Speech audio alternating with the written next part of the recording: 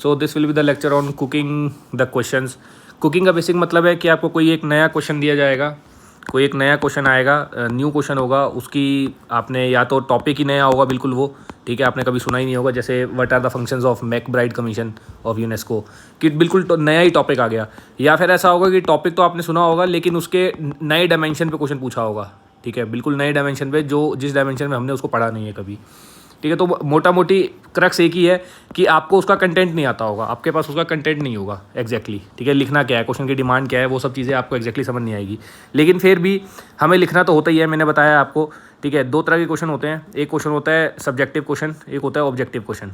Objective question जैसे what is job, ठीक है, जो GS1 में आया था, वट इज़ पोटेंशियल GDP, ठीक है, वट इज़ डेमोग्राफिक विंटर। अब ये ऑब्जेक्टिव क्वेश्चन है। ऑब्जेक्टिव क्वेश्चन क्यों है? क्योंकि इनका आंसर एग्जैक्ट आंसर है इनका, ठीक है, इनका आंसर में आप चेंजेस नहीं कर सकते। जो एग्जैक्ट टेक्निकल डेफिनेशन है, टेक्निकल डेफिनेशन ही फिट होगी उसके अंदर।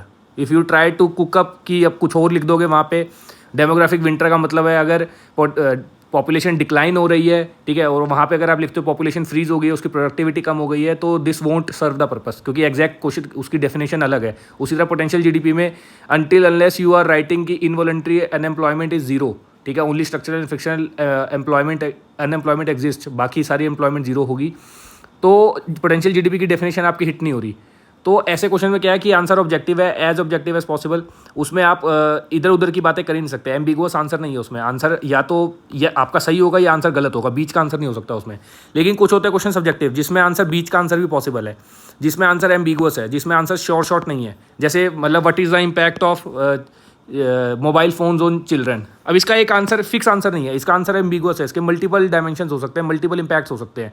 हो सकता है जो आपने इम्पैक्ट लिखा हो सकता है आपने मान लो कोई इम्पैक्ट नंबर 1 लिखा, बेशक इसका बहुत स्ट्रॉन्ग इम्पैक्ट नहीं है, अगर 5% भी इसका इम्पैक्ट हुआ तो कंसिडर कर लिया जाएगा कि हाँ ये इसका ये इम्पैक्ट है, ठीक है। और मान लो कुछ एक इम्पैक्ट हुआ है जिसका मान लो 95% इम्पैक्ट है, तो आंसर ये भी कंसिडर किया जाएगा, आंसर ये भी कंसिडर किया जाएगा, दोनों आंसर कंसिडर किए जाएंगे।